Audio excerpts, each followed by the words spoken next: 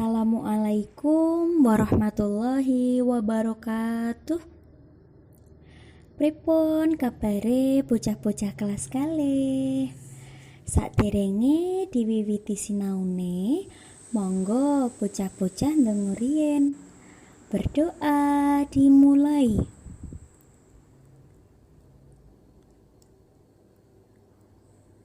Berdoa selesai.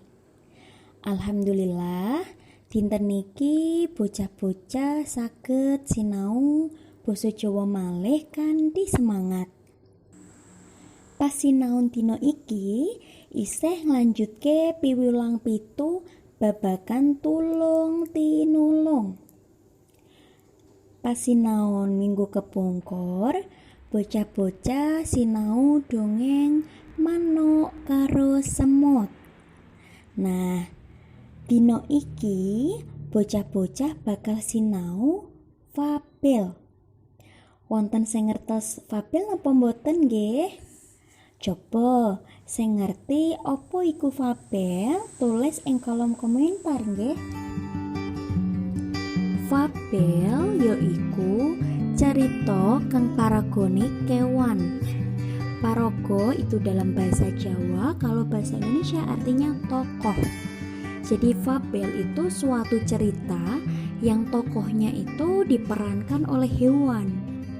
Tuladene nopo? Tulodo kewan, sapi, kebo, semut, manuk, boyo lan sak liya-liyane.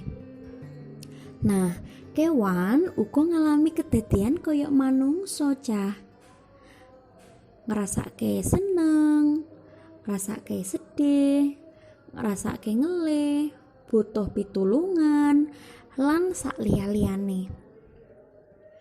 Kedadian iku minangka gambaran lan piwulang kabecikan supaya disinau dening para manungsa. Yen ana kancane kang kesusahan, ya kudu ditulungi. Nah, misalkan bocah-bocah menemui temannya, orang tuanya, saudaranya, hewan, tetangganya, dan siapapun itu, jika ada yang butuh pertolongan, bocah-bocah harus membantunya, nggih, harus menolongnya. Ngoten nggih. Nah, kudu mbok ngerteni nggih. Fabel iku cerita kang ora nyata, nanging migunani minangka panglipur lan menehi piwulang. Fabel itu suatu cerita yang sifatnya tidak nyata, bukan suatu kenyataan, tetapi berguna meskipun tidak kenyataan. Gunanya apa? Berguna sebagai hiburan dan juga sebagai pembelajaran untuk kita. Nah, saiki bocah-bocah monggo nyimak fabel kang bakal diwaca marang Bu Guru. Kebo, bango lan jalak. Diceritakake kebo, bango lan jalak padha rukun anggone kekancan. Siji lan sijine genti-genten menehi pitulungan. Anggone tetulung ora ngarah untung apa-apa.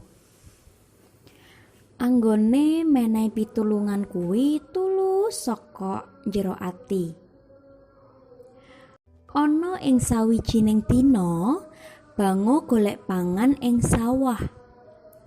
Biasane bango nemokake iwak ana ing lemah gerong tipak sikile kebo. Nanging awan kuwi sajake angel banget anggone golek pangan. Malah sikile bango uga ketriyel watu jero banyu nganti kelaran. Bango banjur leren ana ing galengan. Ana ing sakcedhake kono, kebo katon ngulat-ngulet. Kebo kuwi gegere lan awake ketul banget. Buntute bola-bali nyabet geger. Nanging ya kaya ora ana paedahe. Awak kebo tetep isih gatel. Kebo banjur njaluk tulung marang Bango supaya ngukur gegere sing gatel. Bango, aku njaluk tulung. Kukurno gegerku. Gegerku rasane gatel banget iki. Nanging Bango wangsulen yen ora bisa, amarga sikile Bango lagi lara. Sepurane ya Bu, Kebo. Aku ora iso ngukur. Sikilku lagi lara iki. Nah, gandeng Kebo ora bisa anteng, usek wae merga awake sing gatel iku, mula Bango banjur marani Jalak. Jalak, Lola, Jalak. Tulung ana Kebo. Kebo awake gatel kabeh, mau njaluk tulung aku kon ngukurke. Nanging aku ora bisa amarga sikilku lagi lara. Tulung ana Kebo ya lah, Jalak. Jalak banjur marani Kebo. Bareng Jalak wis tekan, Kebo agake njaluk tulung marang Jalak. Jalak, aku tulungono, gegerku gatel kabeh. Tulung kukurno ya.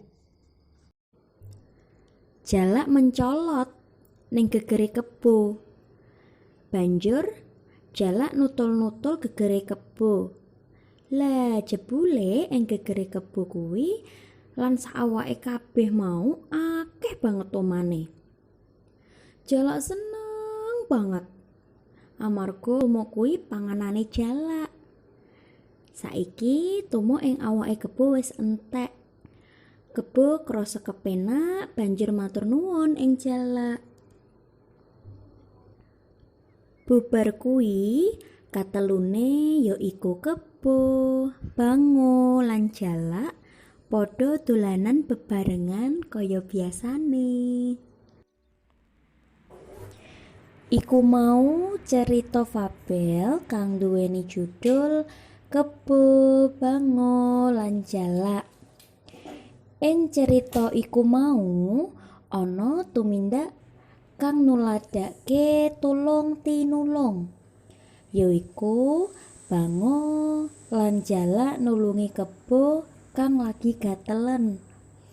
Senajan Bango ora bisa bantu ngukurke amarga sikile lara, nanging Bango goleki Jalak kanggo nulung Kebo. Tumindake Bango lan Jalak iku padha-padha tinulung marang Kebo. Nah, saiki tugase bocah-bocah praktek cerita Kebo, Bango lan Jalak nganggo bahasane dhewe-dhewe. Ben gampang anggone nyeritakake, bocah-bocah silahkan menuliskan beberapa hal penting ini. Nomor setunggal, judule nopo? Nomor kalih, cerita mau paragane sapa wae? Nomor 3, kedadiane ana ngendi lan kapan wayahe? Sekawan, sinten kang duweni paraga becik? Gangsal, apa sumbere perkara sing dadi cerita? Banjur wiwitane cerita kepriye? Lajeng kepriye pungkasane dongeng mau? Yen sampun ditulis, bocah-bocah saged merangkai kata-kata menjadi cerita dengan bahasane dhewe-dhewe. Tugas monggo dikirim wonten WA nggih. Cekap semanten sinau basa Jawa dinten niki. Wassalamualaikum warahmatullahi wabarakatuh.